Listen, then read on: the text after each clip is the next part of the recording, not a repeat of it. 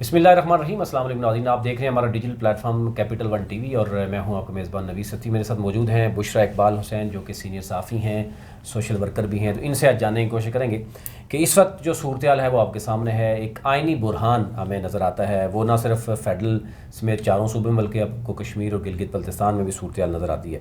اس ساری صورتحال میں آپ نے دیکھا ہوگا کہ ہماری جو نوجوان نسل جو اس ملک کی پاور ہے، جس کو ہم پاور بھی کہتے ہیں، جس کو ہم کہتے ہیں جناب پوری دنیا میں پاکستان ایک نمایاں ہے کہ ہم بڑی خوشی سے کہتے ہیں کہ 70% 80% ہماری نوجوان نسل ہے جو کہ 15-20 سال کے بعد اس ملک کا مستقبل ہوگا. لیکن اس مستقبل کو ابھی اس وقت کیا وہ سوچ رہا ہے، کیا دیکھ رہا ہے اور اس کے ساتھ اس کے سامنے کیا کچھ ہو رہا ہے. جو کچھ ہوا ہے آپ نے دیکھا ہوگا 3.5 سال کے بعد یہ حکومت چلے گی، اس سے پہلے جو حکومت گئی، اور پھر اس وقت جو ایک کھچڑی ہمیں اس وقت نظر آتی ہے. بشرا صاحبہ، یہ اوورال آپ دیکھیں تو میں اوورال بات کروں گا نوجوان نسل کے اوپر. تو وہ ایک ایندھن کا رول، سیاسی ایندھن کا رول پلے کر رہے ہیں. وہ خواہ پی ٹی آئی کے ساتھ ہوں، وہ جناب بلاول بھٹو کے ساتھ ہوں یا مریم نواز کے ساتھ ہوں. لیکن جب اقتدار میں کوئی آ جاتا ہے تو پھر تو جو بندر بانٹ آپ نے دیکھی ہے اداروں میں، ایسے ایسے لوگ بھی ہیں جو پیراشوٹر آتے ہیں. اس وقت تو سارے نوجوان بھول جاتے ہیں.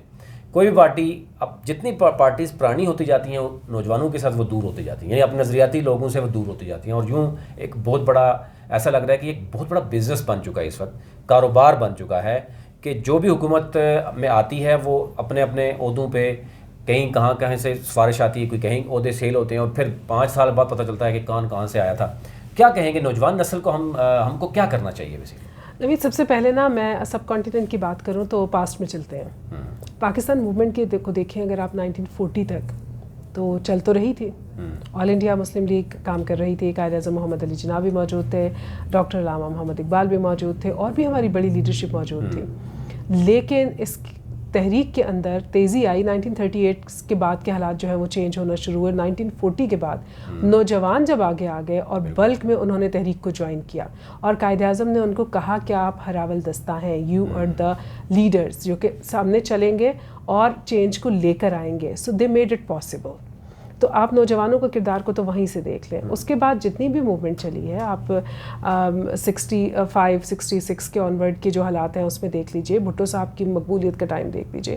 نوجوانوں کے ساتھ چیزیں چل رہی ہیں. بے نظیر صاحبہ جب پہلی اپنی حکومت بناتی ہیں، نوجوانوں کے ساتھ ان کو ووٹ بینک ان کا نوجوان ہے.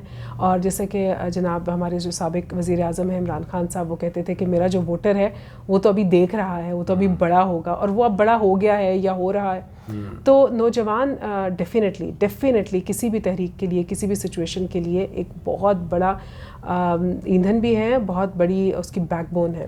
لیکن نوجوان اگر بے مہار ہو جائیں گے، ان کی سیاسی تربیت نہیں ہوگی تو مسائل ہوتے ہیں. ایک دوسری بات یہ کہ جب بہت زیادہ پولیٹیکلی چارجڈ نوجوان ہو جاتے ہیں تو، اور اس کے بعد ان کی ایکسپیکٹیشنز ٹوٹتی ہیں، تو ریاکشن بہت برا ہوتا ہے. کیونکہ جوانی جو ہے نا وہ موزور ہوتی ہے، بالکل پہاڑی ندی نالوں کی طرح. وہ جب بہتی ہے نا پہاڑی ندی نالا، اگر آپ کبھی دیکھیں تو اپنے سامنے آنے والے پتھروں کو، روڑوں کو، کسی چیز کو نہیں دیکھتے، وہ پھر بہا کے لے جاتے ہیں. پھر آہستہ آہستہ، جیسے آپ نے کہا کہ پولیٹیکل پارٹیز میچیور ہوتی ہیں، تو وہ لوگ جو چھن جاتے ہیں اس تیزی میں سے، پھر وہ آہستہ آہستہ آ کر تو کول ڈاؤن ہونے لگتے ہیں. پھر آہستہ آہستہ کلیکٹر بنتا ہے دریا، اور چھوٹی چھوٹی ریت کو بھی اپنے ساتھ ڈپازٹ کرنے لگتا ہے اور میچیور ہو جاتا ہے. میچیور ہونے کے بعد ایک ٹائم آتا ہے جب بزرگی ہو جاتی ہے اور دریا پھر اپنی زندگی ختم کر لیتے ہیں. تو پولیٹیکل پارٹیز کی بھی ایک ایج ہوتی ہے. اگر اس کے اندر نیا بلڈ نہیں آئے گا، وہ جوش و ولولہ نہیں آئے گا، تو چیزیں نہیں چل پائیں گی. بدقسمتی سے نوید صاحب، جو میرا شکوہ ہے اپنی پولیٹیکل پارٹیز کے ساتھ، اور وہ میرا خیال ہے کہ وہ ہمارے سب نوجوانوں کے لیے ایک آئی اوپنر چیز ہے، وہ یہ ہے کہ ہماری سیاسی جماعتوں کے اپنے اندر جمہوریت نہیں ہے. بالکل صحیح. ان کے ہاں اگر سیاسی جماعتیں پہلے اپنے انٹرنل سسٹم کو ٹھیک کریں نا، اس کے اندر الیکشن کرائیں، اس کے اندر ڈیموکریسی لائیں، اس کے اندر پدرم سلطان بھود نہ چلائیں. مطلب میں چونکہ بادشاہ کی اولاد ہوں تو مجھے ہی وزیر اعظم بننا ہے یا وزیر اعلیٰ بننا ہے یا کوئی اور عہدہ لینا ہے، وہ والی چیز نہ ہو، چیئرمین شپ نہ ہو، عام پولیٹیکل ورکر بھی اوپر اگر آئے، تو میرا خیال ہے کہ پولیٹیکل سچویشن جو ہے، جو سیاسی ہماری میچیورٹی ہے، اس میں اضافہ ہوگا اور زیادہ بہتر طور پر نوجوان ڈیموکریسی کو سیکھ سکیں گے. اچھا، جو پریویلنگ سچویشن ہے اس وقت، ہم یہ دیکھ رہے ہیں کہ ایک طرف 15-16 political parties P D M کی صورت میں وہ اس میں ہیں، اقتدار میں ہیں. دوسری طرف سے ایک یہ تاثر دیا گیا ہے، اور ڈیفینیٹلی ہم نے دیکھ رہے ہیں کہ مبینہ طور پر الزامات بھی یہ ہیں کہ ایک قبضہ کیا گیا ہے عمران خان کی حکومت پر. ان کی باقاعدہ طور پر نیشنل اسمبلی میں اکثریت موجود تھی، جو بھی اس وقت پرویلنگ سچویشن میں سب سے زیادہ سیٹس ان کے پاس ہیں. پنجاب اسمبلی میں بھی یہی ہوا کہ وہاں پر باقاعدہ طور پر ان پی ٹی آئی کے ہی ووٹ لے کر جو ہے نا حمزہ شہباز جو ہے وہ وزیر اعلیٰ بن گئے. اس ساری صورتحال کو دیکھتے ہوئے اور پھر تبدیلی جس نے کی ہے، جتنے اسٹیک ہولڈر اس میں ہیں وہ اب آج بچہ سمجھتا ہے. کیا اس طرح کی تبدیلی پیپلز پارٹی، نون لیگ، جے یو آئی نے جو حاصل کی ہے، کل آنے والے وقت میں کوئی بھی اٹھے گا، کوئی بھی تاجر اٹھ سکتا ہے اور وہ کسی کو خریدے گا اور ڈیفینیٹلی وہ کسی کو بھی وزیر اعظم بنے یا وزیر اعلیٰ بنا لے گا.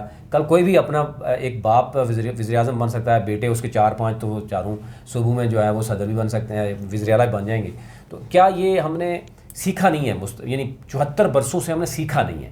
ہم نے اگر یہی چیزیں سیکھنی ہیں کہ ہمیں ادھر سے کال آ گئی، ادھر سے پیسہ آ گیا، ادھر سے آ گیا تو ہم ادھر چلے گئے، تو یعنی ہمیں پھر زیرو سے شروع کرنا پڑے گا. اور اس میں ابھی اس وقت پوزیشن میں اتنی کنفیوژن ہے کہ نہ تو سمجھ آ رہی ہے کہ حکومت ہے. پنجاب میں ہم دیکھیں تو گورنر جو ہے وہ کسی اور پارٹی کا ہے، وزیر اعلیٰ کسی اور پارٹی کا ہے. الزام ابھی تک حکومت آنے کے بعد وہ بھی الزام پریویس گورنمنٹ پہ لگا رہے ہیں. پریویس گورنمنٹ کہہ رہی ہے جی انہوں نے آ کے کیا. عوام اس ساری صورتحال میں اگین ایندھن کی طرح جو ہے وہ پیس رہا ہے. اچھا، ڈیموکریسی جو ہے نا وہ ویسے بڑی نوائزی ہوتی ہے، شور شرابہ ہوتا ہے بہت، اس کے اندر یہ چیزیں ہوتی رہتی ہیں، مطلب کھڑاک بہت ہوتے ہیں. لیکن بائی دا ٹائم چیزیں جو ہیں وہ سیٹل ڈاؤن ہو جاتی ہیں اور کیوس جو ہے وہ آرڈر میں کنورٹ ہو جاتا ہے. اس وقت جو صورتحال آپ نے جیسے بتایا نا کہ جو سچویشن تھی جس میں کہ ہم منحرف اراکین کو دیکھتے ہیں جن کے ضمیر اچانک جاگ جاتے ہیں، ہم ان اراکین کو بھی دیکھتے ہیں جن کے اوپر الزام ہے کہ شاید انہوں نے پیسے لیے، پھر مبینہ طور پر جو ایک حکومت گئی انہوں نے الزام لگائے. نو بڈی از ہیپی نا، کسی کی بھی حکومت گرے گی وہ خوش تو نہیں ہوگا. تو الزامات کی سیاست جو ہے وہ بہت زیادہ چل رہی ہے. لیکن آپ یہ دیکھیں کہ یہ کوئی نئی چیز پاکستان کے لیے نہیں ہے. اگر آپ کو یاد ہو 1989 سے آنورڈ کی 99 تک کی جو حکومتیں تھیں وہ بالکل میوزیکل چیئر تھا. میوزیکل چیئر کھیلتے ہوئے آپ دیکھتے ہیں ایک کرسی ہوتی ہے، 2 لوگ ہیں اس کے گرد گھوم رہے ہیں، جہاں میوزک بند ہوگا جس کی قسمت ہے وہ بیٹھ گیا. اور دوسرا کیا کرتا ہے کہ پاکستان میں جو سب سے کم عمر یعنی وزیر اعظم رہا وہ 13 دن کے لیے رہا اور 18 دن کے لیے بھی رہا، شاید 2 ماہ تو بہت بڑی عمر تھی. تو یہ صورتحال رہا اور پھر یہ ایک ہسٹری بن گئی کہ پاکستان میں کوئی ایسا وزیر اعظم نہیں جس نے اپنا ٹائم ٹینیور جو ہے وہ پورا کیا ہو. تھوڑے دن پہلے میں ایک ٹویٹ دیکھ رہی تھی کسی کا اور انہوں نے لکھا ہوتا کہ پاکستان کی کرکٹ ٹیم اور پاکستان کی حکومت ان کے ایک ہی جیسے حالات ہیں، انپریڈکٹیبل ہیں. بالکل صحیح ہے. ابھی آپ کو لگ رہا ہے کہ آپشن کیا ہے؟ یعنی اب ڈیمانڈ یہ ہو رہی ہے کہ ارلی الیکشن، ایک عبوری سیٹ اپ کا فوراً قائم ہونا اور پھر اس کے بعد یہ ساری چیزیں ناگزیر ہو چکی ہیں. الیکشن ناگزیر ہو چکے ہیں. اگر آپ الیکشن نہیں کروائیں گے، اس کے لیے کوئی تاریخ یا ڈیٹ نہیں دیں گے، اور جس طریقے سے عمران خان اور ان کے جو فالوورز ہیں آپ نے دیکھ ہی لیا، انہوں نے کل یعنی مسلسل میں دیکھ رہا ہوں کہ 8-9 مئی سے لے کر 20-21 تک 15 مسلسل ان کے جلسے ہیں. آج راولپنڈی میں ہے، کل ان کا شاید جیلم میں ہے، اور یوں وہ ابھی پنجاب میں تمام تر صورتحال. اور پھر حکمراں جماعت نون لیگ پہ جلسے کرنا شروع ہو گئی. مولانا فضل الرحمان صاحب نے بھی کہا کہ ہم کراچی میں جلسہ کرنا جا رہے ہیں. تو بیسیکلی جو پولیٹیکل کمپین یہ الیکشن کے لیے ہے.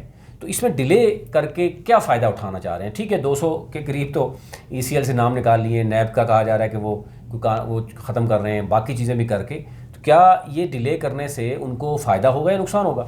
اچھا، مجھے یہ لگتا ہے کہ شاید ڈیلے جو ہے وہ کوئی بھی ابھی نہیں چاہ رہا. الیکشن میں اس وقت ڈیلے جو ہے میری فیلنگ یہ ہے کہ کوئی بھی نہیں چاہ رہا. لیکن کوئی اس گرتی پڑتی اسی صورتحال میں جس میں کہ بزنس آف اسٹیٹ چلانے کے لیے آپ کے پاس بجٹ بھی نہ ہو، تو ایسی صورت میں کوئی بھی حکومت بھی نہیں سنبھالنا چاہ رہا. تو جن کے ہاتھ لگ گئی، جن کو لکیلی اس کرسی پہ بٹھا دیا گیا، شاید کچھ جو جمہوری طاقتیں ہیں وہ بھی یہی چاہتی ہیں کہ یہ بس بلی کے گلے میں گھنٹی بندھی ہے تو بندھی رہے، جتنا وقت یہ نکل سکتا ہے جب تک کہ حالات تھوڑے بہتر نہیں ہو جاتے. لیکن ہمیں یہ بھولنا نہیں چاہیے کہ اس طرح کی صورتحال سری لنکا میں تھی. اس وقت وہاں پر قحط سالی ہے، اس وقت وہاں پر بالکل ان کی معیشت جو ہے وہ بریک ڈاؤن ہو چکی ہے. آپ کو عرب اسپرنگ یاد ہوگی. عرب اسپرنگ میں کیا ہوا تھا کہ اسی طرح سے سوشل میڈیا کیمپینز، حکومتیں گرائی گئیں اور سب چیزیں. الٹیمیٹلی کیا ہوا؟ کیوس ہے ابھی تک. رشیا کی اگر آپ کو یاد ہو تو معیشت جب ختم ہوئی تھی تو ان کے جو نیوکلیر پلانٹس پہ انسٹالیشن پہ ان کی فوج تھی وہ بھی چلی گئی تھی کیونکہ تنخواہیں نہیں مل رہی تھیں. تو اللہ نہ کرے کہ پاکستان کے اوپر اس طرح کے کوئی حالات آئیں. ہماری دعا ہے کہ یہ جو بھی انریسٹ ہے، جو بھی پولیٹیکل ہلچل ہے، یہ صرف پولیٹیکل ہی ہو، لیکن یہ ملکی سالمیت کے حوالے سے اس کو کوئی نقصان نہ پہنچے. پاکستان ہے نوید صاحب تو میں اور آپ ہیں، بالکل. پاکستان ہے تو ہم سب ہیں. تو پلیز اپنے وطن کا خیال کریں, اپنے اپنے حصے کا کام جو ہے وہ تو کم از کم کرتے ہیں. بہت شکریہ بشریٰ اقبال حسین صاحبہ آپ کا. خواتین حضرات اب آپ سے اجازت چاہوں گا, اپنا اپنے ملک کا خیال رکھیے, اور ایک آپ سے ریکویسٹ ہے کہ چینل کو ضرور سبسکرائب کیجیے تاکہ ہر نئے آنے والی ویڈیو آپ تک پہنچ سکے.